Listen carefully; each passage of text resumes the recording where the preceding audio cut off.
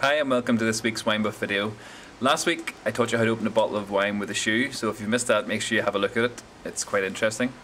This week we're going to answer a question I get asked quite a lot, and that's basically people have maybe an expensive bottle of wine at home that they got maybe as a gift or some way to treat themselves, and they always ask me when should I actually drink it, because obviously wines age at different rates, and sometimes some ones are meant to be drunk younger, some are meant to be drunk older.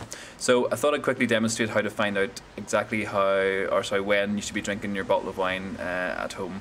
We're going to go all technological and have a look at the computer while I do this. So I haven't figured out how to do it particularly well, so it's going to have to be a bit rough and ready. So here we go. What you want to do is get into Google and in the search bar type in vintage chart.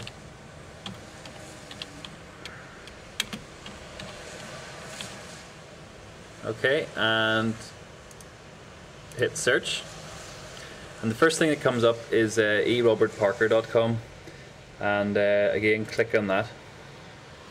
Once you've done that, you'll get this really hugely complicated looking thing which is called the vintage chart. Surprise, surprise.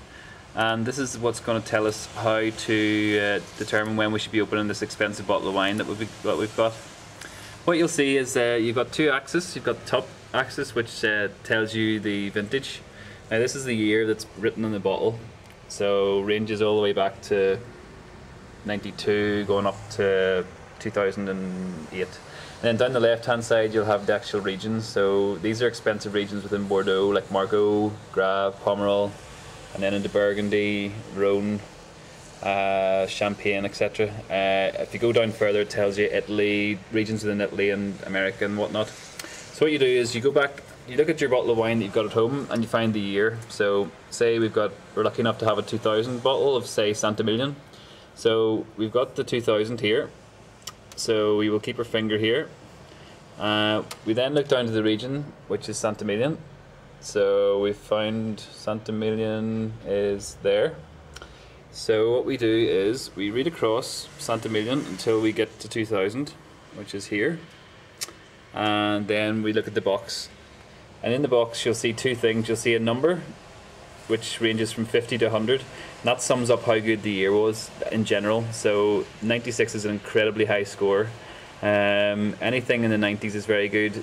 Top 80s is also good. Anything sort of below early 80s downwards is not a great year. And then the important thing is the letter. So you'll see here there's a T. So that's the important bit as to when we should be drinking this wine. So if we zoom out again and go down, we'll see this here.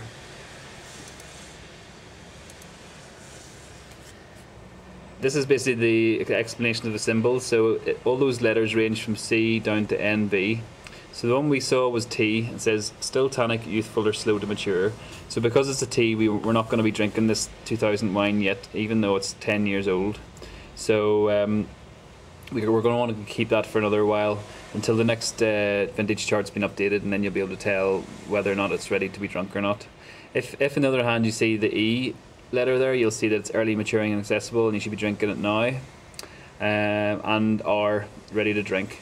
So basically it's fairly simple. Just go on to the vintage chart, have a look at the year, have a look at the region, and then look at your letter, and then look at your table, and that'll tell you a snapshot as to whether your wine's ready to drink or not. If you're completely stuck, give me a shout, pop into the shop, bring your bottle in as well.